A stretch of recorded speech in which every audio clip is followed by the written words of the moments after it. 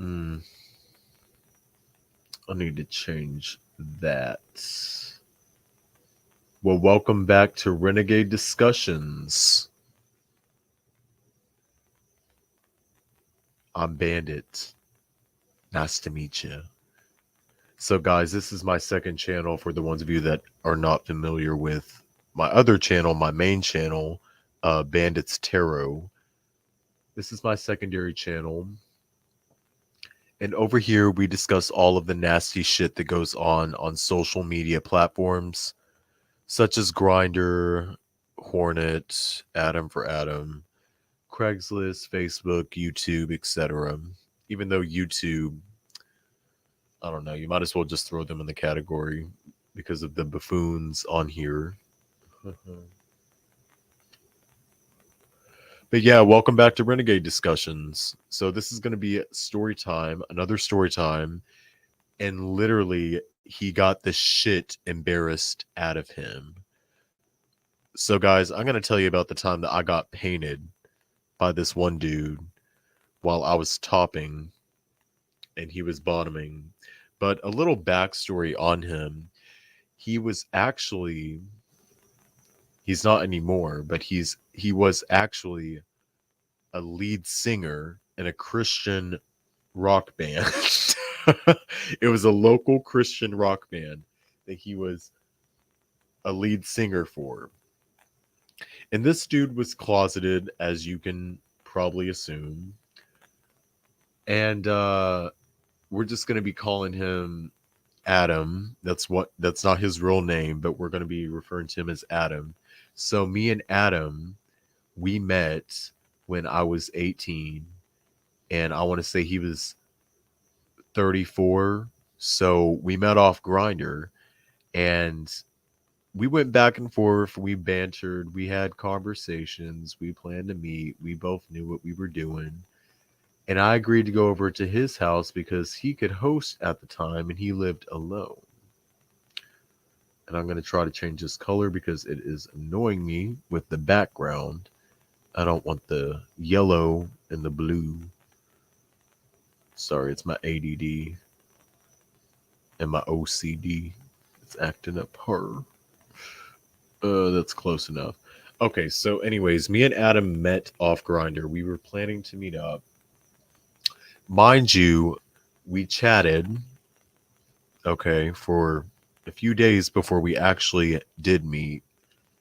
And one of the conversations that got brought up was poppers. He asked me, are you into poppers? Have you ever tried poppers?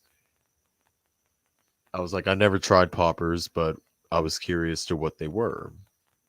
And this is my first experience with poppers. And it's a good thing too, because the first time that me and Adam met, he was topping. The very first time that we met, he was on top, I was on bottom. So, and anybody that's familiar with anal sex knows you want to make it as pleasurable. It's going to be pleasurable. It's going to be pleasurable regardless, but you have to get past the pain, and a good way to do so would be take a couple hits off those poppers. Yeah, you get a good head rush. Just research poppers. I'm not going to I'm not going to explain what poppers are on here. If you want to know what they are, research them. Anyway, some of y'all know what I'm talking about, and more kudos to you. You're right there along with me. He asked me if I ever did poppers. I was like, no, I'm curious to try them though. So he came and picked me up that day or that night because I remember it was a cold, snowy, sleety January night. And he came and picked me up in this Nissan Maxima, 2007 Nissan Maxima. I remember details, y'all. Blackout tint on the window. Again, I didn't make the best decisions back then. I could have easily hopped into the car with a murderer or a kidnapper. And the irony would be one of these same people within true crime will be talking about my case. But fortunately, I didn't end up like that. He came and picked me up in his car, this Nissan Maxima. First of all, I got in the car. Dude was handsome as fuck. I seen him in photos before. Um, but yeah, he was hot. And he had that gray look going on, even though he was 34. I don't consider that old. 34 is not old to me. Anyone in their 40s is not old, or 50s is not old to me. I don't consider that to be old. I digress. I hopped in the car. He had on this leather jacket. Just picture it, y'all. He had a cigarette. Classic fucking Bruce Springsteen.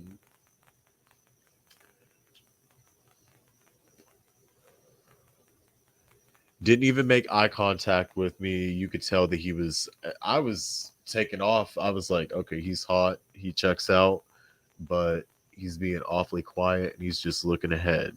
Like he's not really looking at me, which I thought was weird. But again, we are dealing with a closeted man that is deeply insecure.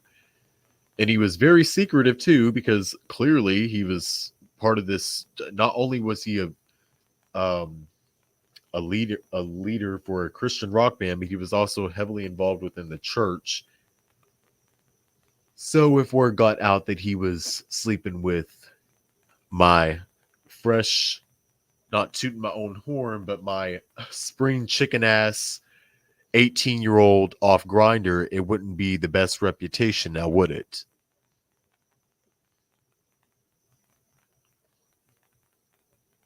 So we got back to his place, guys. We started doing oral on each other. He sucked my dick, I sucked his.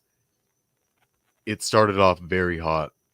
And then the poppers got pulled out, right? Like I said, Adam was a top at the time, so he was topping me. So he took a couple hits and I took a couple hits. And next thing you know, he was pubic hair deep in my ass and he was just going at it and it felt so fucking good. Oh my god. And that was like what I said, that was one of the first times that I actually bottomed. Up until then, I only topped. I was only on top. I fucked other guys. This instance, a guy was fucking me, and I wanted to try it too. I wanted to see how it felt like, and I fell in love with it. And that was the moment that I fell in love with it. I'm a versatile for the ones of you that are not that are wondering, just in case. I might as well throw it out there since we're having this conversation. Your boy is a versatile, and I prefer bottoming too. But he had me. What is that position where people make babies? Like they have you on your back. I can't think of the word right now off the top of my head, but it's a position where they have you literally on your back with your knees, like your legs bent back. Yeah, I was in that position. I was in that position on the floor, and when he came, it was ginormous. It was a huge fucking load, and I took it on my face and I ate every bit of it up. I have no shame, y'all. I don't slut shame, okay? I have no shame in my game. As much shit as I talk on here about other people, hey, I might as well spill my own dirty laundry. So, and if it's gonna come from anybody, it's gonna come from me first. You're gonna hear it from the source.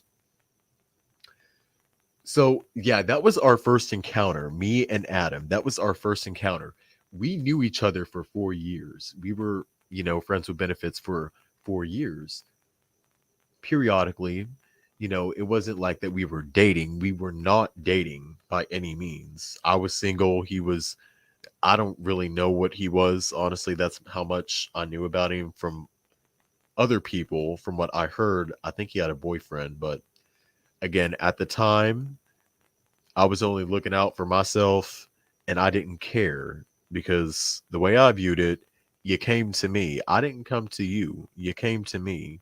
You're the one that got up on Grinder. You're the one that was looking for something, and you just came across me. So yeah, it's I didn't really care if you were cheating on your boyfriend. That's something that y'all are gonna have to get figured out. That's what my mentality was at the time. So me and Adam, like I said, we fucked periodically. Most of the time, the thing about him though, one of his fetishes, Adam's fetish, was he loved Roadhead. And he had several different vehicles. He went through several different vehicles in the 4 years that we knew each other. And I remember we used to meet up at the boat dock because I lived near a lake at the time. And I would go with him in his car and I would give him roadhead. He would just drive around random places. We would be going down Highway 27 in the 3 lanes, okay? Cars on each side of us. Thank God for blackout 10. And I would just be going at his cock. I would just be giving him roadhead. And see, whenever he was about to come, he would like steer. He had to pull off somewhere because he was a heavy comer. He was a heavy comer. So he had to pull off every time that he had to come. And then we just drive me back to my car, and then we just part ways. And that happened most of the time. Most of our meetings was like that. Like I remember him. He literally used to hit me up on Grindr and be like, "Hey, Roadhead?" Question mark. That was, hey, shout out to all of my Roadheaders. If y'all enjoy Roadhead, okay. Shout out to all of my promiscuous people. As long as y'all are being safe about it, have no shame in your game. But just be safe, like I said. Again, the whole point on this channel is to expose the dirty shit that goes on these social media platforms, but you have to have fun at the same time. It's called having discernment. Just know what you're getting yourself into. Not every story that I tell involving myself is going to be some tragedy like, oh my God, he was almost trafficked and he was, it's not always like that dramatic it's not always that dramatic, seriously, when it comes to all my stories. Some of which are good, such as this one. I consider this to be a good story. Adam, he was just a friends with benefits. He didn't do anything to me. It was all consensual on both parties. I was legal, he was legal. We both knew what we were doing. So, hey, it was just one of those, crazy friends with benefits stories that I have the pleasure of looking back on now and telling the story about. So, yeah, he was part of a Christian rock band too, and a little bit about that. So, guys, he also I'm glad I brought that up because he was also an administration manager somewhere, um, in a department. But anyways, he worked at a nursing home. So he was a manager at a nursing home.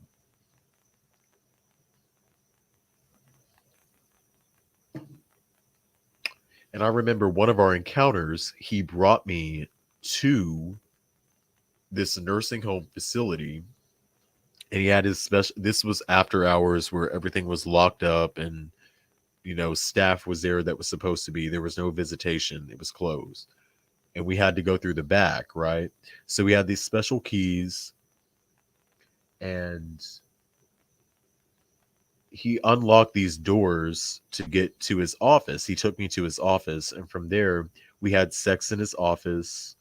I bent him over his desk, and he bent me over his desk, and we came 3 times within an hour and a half. So, again, there was a lot of shisty shit that was going on behind the scenes. And then it later turned out, Adam didn't do anything to me personally, but The whole reason why he got fired from that job was because apparently there was something going around, excuse me, where he was selling unsolicited funds from that nursing home, so it was fraud. He got in trouble for fraud. I think he got sued too, if I'm not mistaken. I don't know. I digress. Anyways, he never did do anything to me personally. But I just think it's comical. It's humorous. So one of the last encounters that we had with each other, the last time I remember seeing him. And at the time I was living with my family member, so I invited him over to my place in the basement. And we had a bed in the basement, guys. And so he would come over and we would get it on in the back corner on that bed.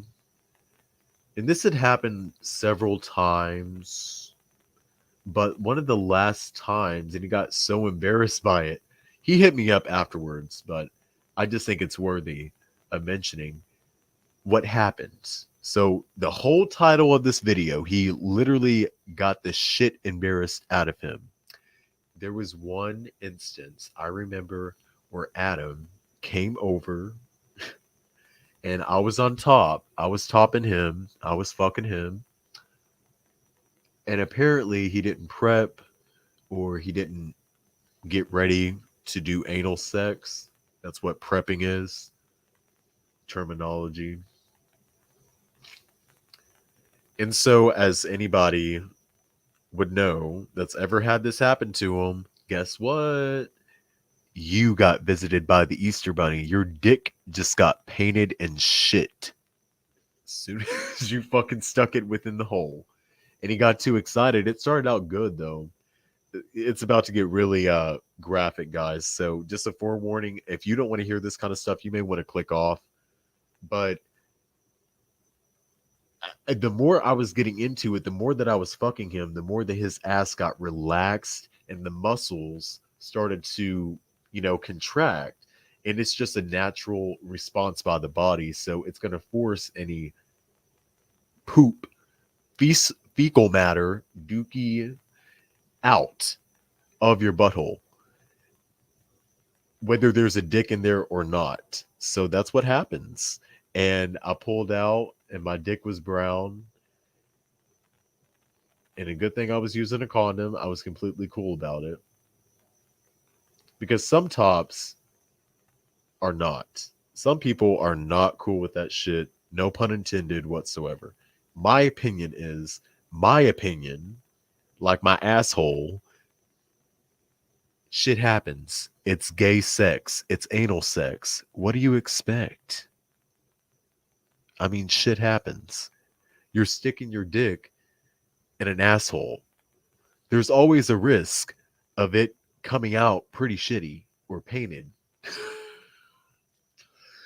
So I was calm and I was collected about it. And at first, yeah, I began to smell something because it's usually how it starts. Like you begin to get a whiff, and you immediately know, oh, okay, this is happening. Yeah. So I was well aware of the game. He was too caught up in getting it on. No shame. So I pulled out. He turned around. He freaked out. And you could tell that he felt so embarrassed because he was like, he shut down the whole thing. Like he was completely in. He went from being completely into it and riding my dick to me pulling out, seeing that he shattered on me, and being so embarrassed that I had to get him a towel because he asked for a towel, and he wiped up his ass. I was like, it's fine, it's shit happens. I was completely cool about it. I'm like, hey man, we've known each other for this long. Man, we've known each other for this long. It's no big deal. Shit happens. I mean, it's not like that we were completely new. Now, if it was someone that I didn't know, and if it happened, then that would be different story. They would be kicked the fuck out of my house. You know, I of course after they clean themselves up, but we're done here. You know, we're done. So yeah, he was very embarrassed. So he took the towel that I gave him. He wiped up. He didn't clean up too well. I will say that Adam didn't clean up too well. He probably was planning on taking a shower as soon as he got home. That's probably where he was going. And he got dressed and he was in a rush to get dressed. He stumbled over, something that was in the floor. He tripped over it. And it was just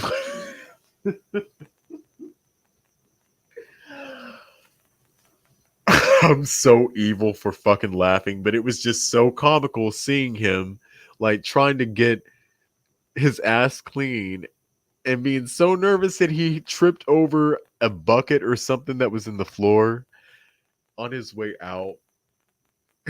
And then during the entire time, it's clear that he was nervous, but I'm like, it's okay. You don't have to, be chill about it. He was like, oh, I was like, yeah, he kept on laughing just like that, like like you could tell he was laughing straight out of nervousness, and I do that too. That's the reason why I know I laugh out of nervousness, but he was laughing out of nervousness because of what just happened. He hopped in his car, he got home, and I didn't hear from him until I guess a week later, where he asked me, "Hey, you want to do some roadhead?" Oh my god, guys. Oh, those days were good. There's a few friends with benefits that, I wish I kept in contact with up until this day. Nothing significant. It could be. Who knows? As soon as we get past like the sex part, because that's, people, they think it's so deep, and which it is. It's very sacred. Sex is sacred. Your body is a temple, and you need to be discerning with who you share it with, because it is worthy. At least that's how I view it. It's worthy. So you need to can't be spreading everything around. You can't be giving out everybody a piece of cake and expecting someone to buy the whole cake. Like, you giving out free samples, and before you know it, you done gave out enough free samples no one wants the cake now. No one's gonna buy the cake. They already know what it's like. So yeah, just be discerning. Do I'm not the type. I'm gonna be very honest with you. I'm not the type to give you advice on that, because I've been around. I have been around. I have no shame in my game, but I have been around. So I'm not going to sit up here and say, don't go sleep with people, guys. Don't be promiscuous. Blah, blah, blah, blah. Just be safe about it. That's all I can say. Just be safe about it. But yeah, that was my friends with benefits story with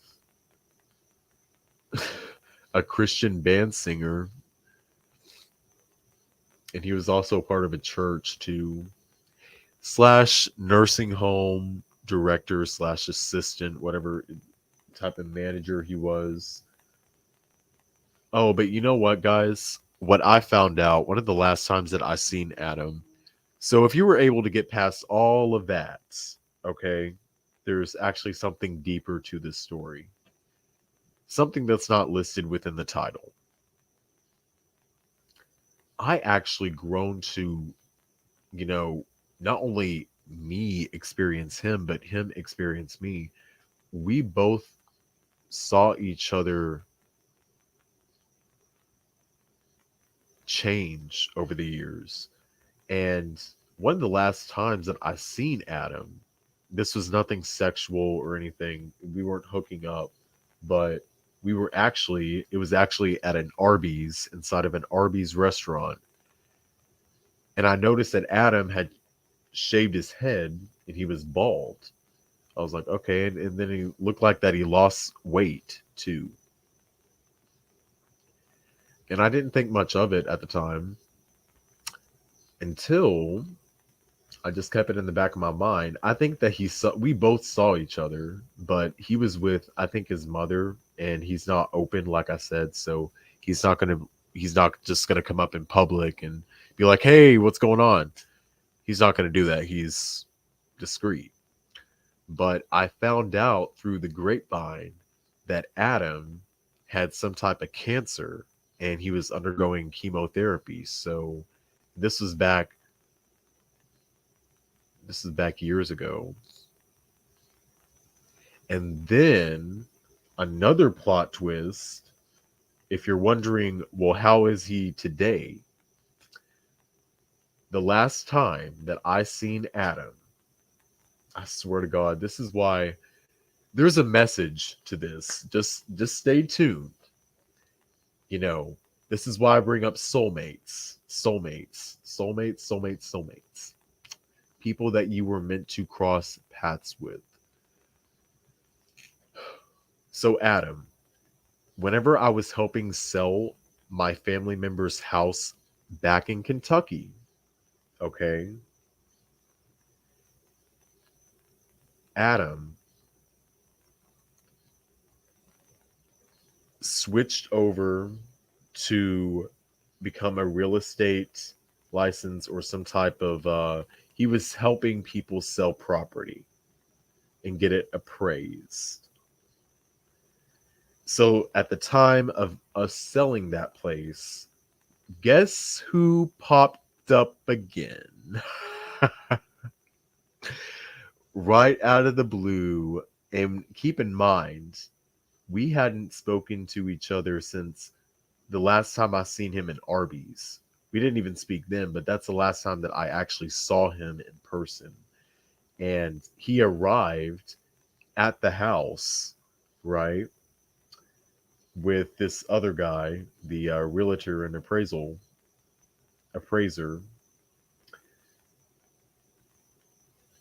I was with now my ex at the time. So me and my ex were living there at the time.